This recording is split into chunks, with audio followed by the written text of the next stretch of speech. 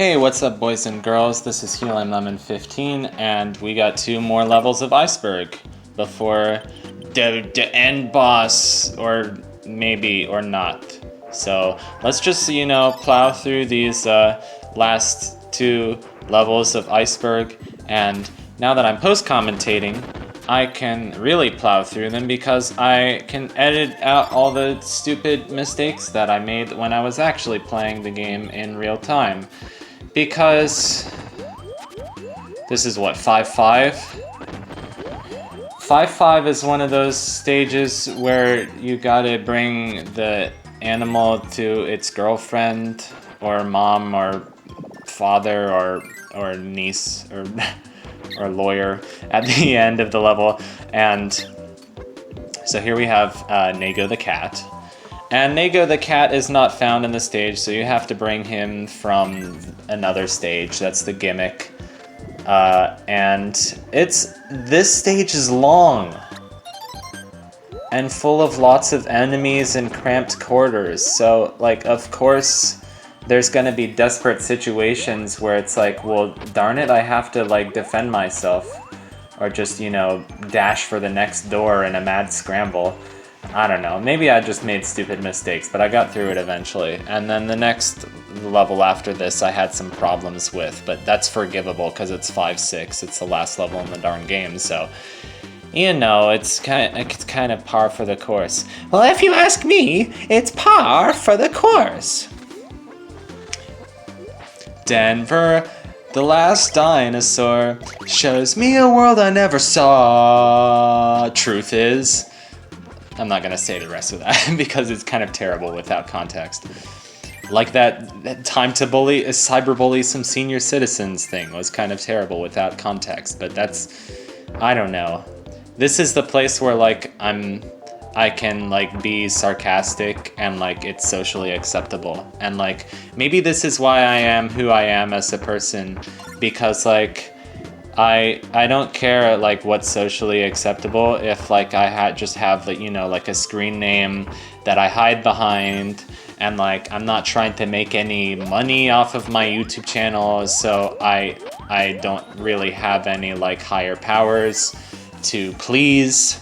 And that would be an amazing world if like we could just make money by like if we're at least creative. Like if we could just be creative, not have a higher power to answer to, and just make money by doing what we want to do. But it's like, well, why would you want to do something unless there's something that you don't want to do? Like every time you really want to do something, it's because there's something else that you're rebelling against. I don't know, maybe that's a cynical way to view the world, but I don't know, I'm cynical sometimes. Ooh, and my stomach is kind of sore.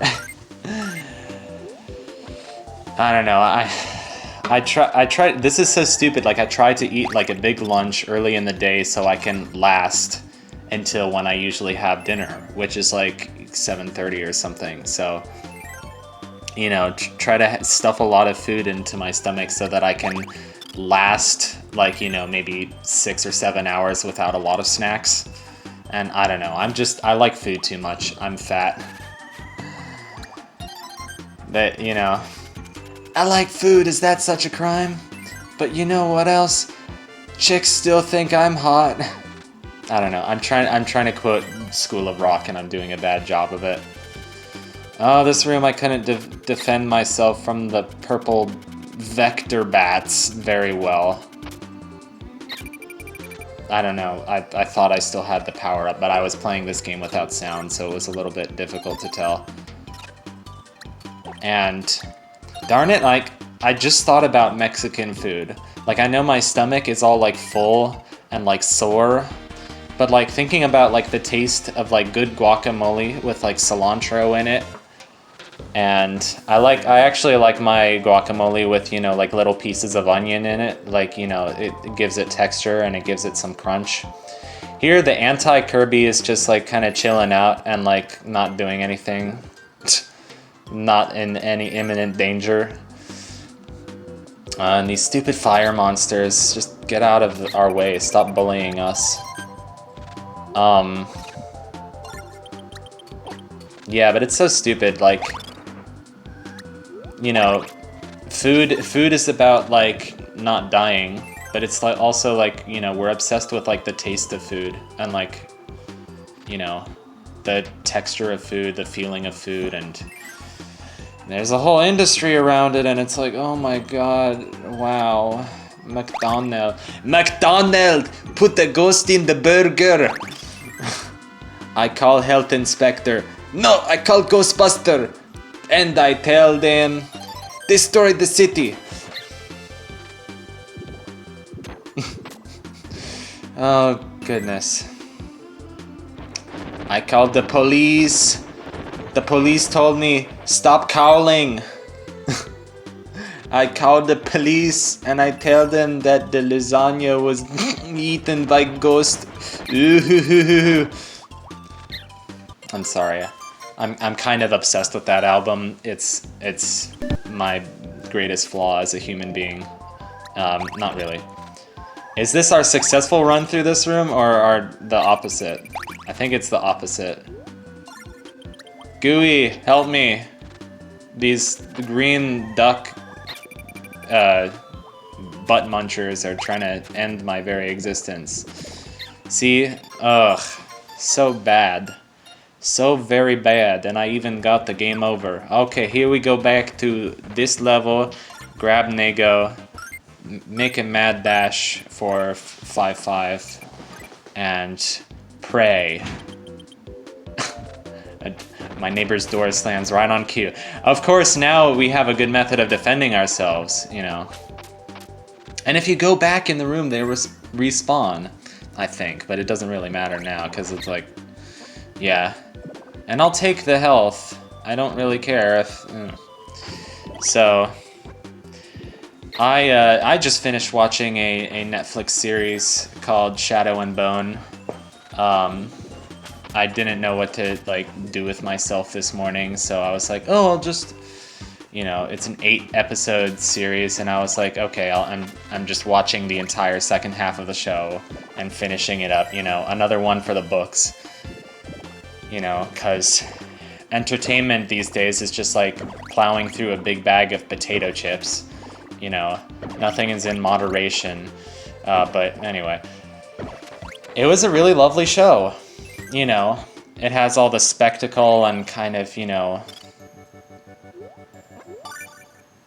action and whatever, and who cares of a, you know, a big budget Netflix show, but it was actually really cool. I really liked the characters, and I thought the story was very interesting.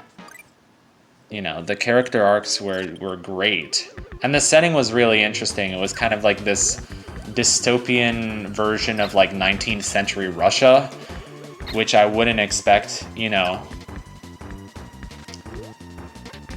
It's kind of weird. It's kind of like a Harry Potter-esque like show about like magic, except it's also not.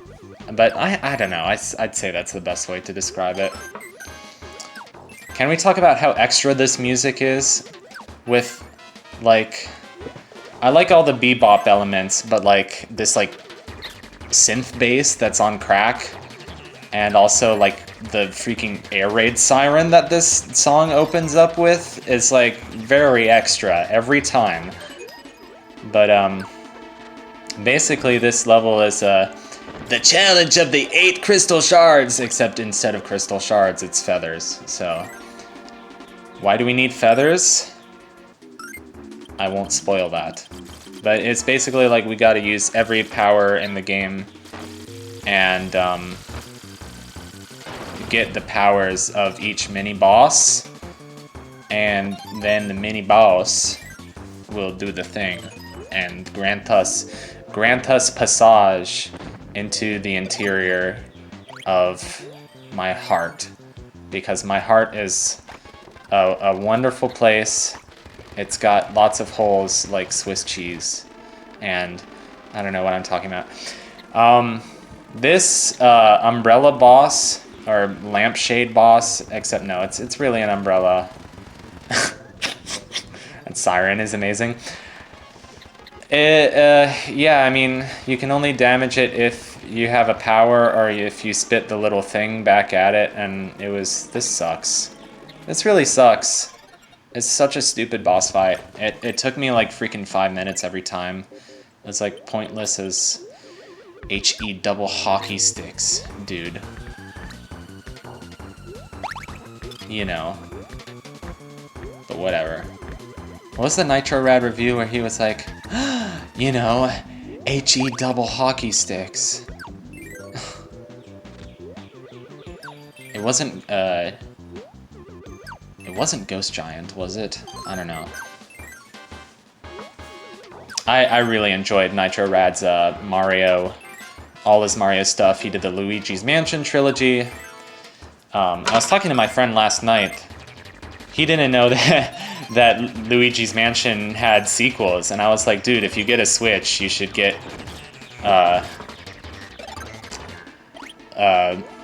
Luigi's Mansion 3. So he does enjoy video games quite a bit too. He's very smart and nerdy like me. He may not play as much video games as I do, so I don't know. But you know, we'll talk about like, oh, you know, Diddy Kong Racing or Luigi's Mansion or like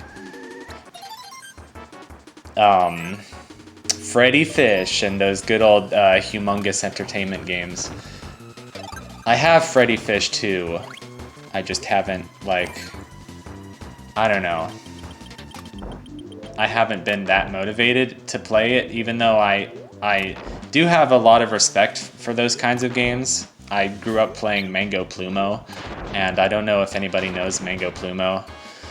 Here we destroyed the mini-boss, and that's bad because we need his power. So here's our, what, third attempt? Bah! Burp. Why? Why you do? Don't jump over the star. But yeah, he did a really good job talking about Mario Odyssey. But like, I don't know. His reviews are always so, like, you know, optimistic, but like, you know, very fair. Like these are exactly where the controls suck. Like even a classic game like Mario 64, he points out all the problems with the mechanics and the controls and everything, and you know, every place where the game falls short and feels clunky, and that's why he's such a great reviewer, because, you know.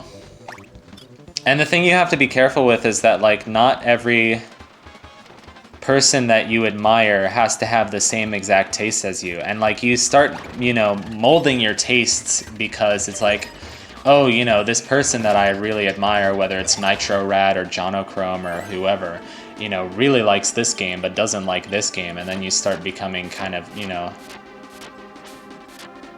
religiously, you know, that you use their likes and dislikes as the Bible, you know, for your own tastes. And I don't know.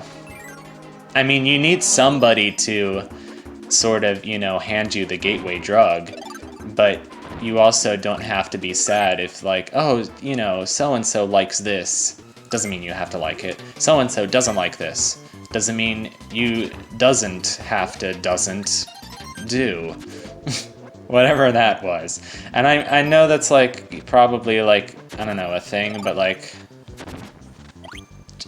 Jonochrome said he didn't like Shovel Knight, and I love Shovel Knight, so I don't know.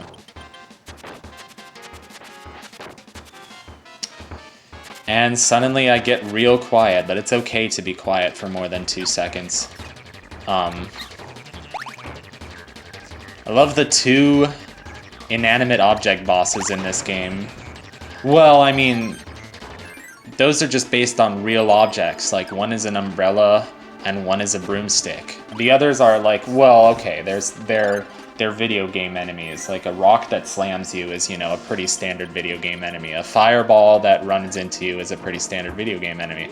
A sentient spike, you know, for whatever reason, is a standard video game enemy by this point. So, you know, just eat his fiery meatballs back at him. And there's that siren again. I love this whole like tower in the clouds kind of thing. I love the addition of like the fans, making it so much more like futuristic. Yeah, Kirby games always like end with a super like futuristic tone. And what's with like the ice level always ends up being the futuristic level. Like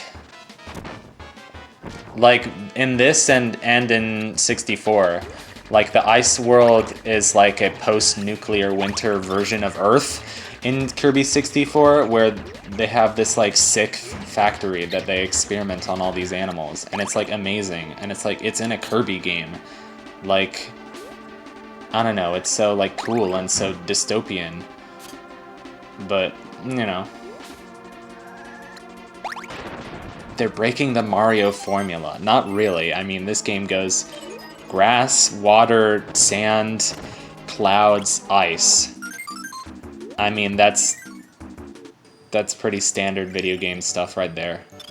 But anyway, we made this little angel happy. Don't finish the level without getting the heart star. That would be awful. It's, yeah. There's so many problems with like the system of heart stars. I haven't even talked about that. But next episode we fight Dedede. So I will see you guys then.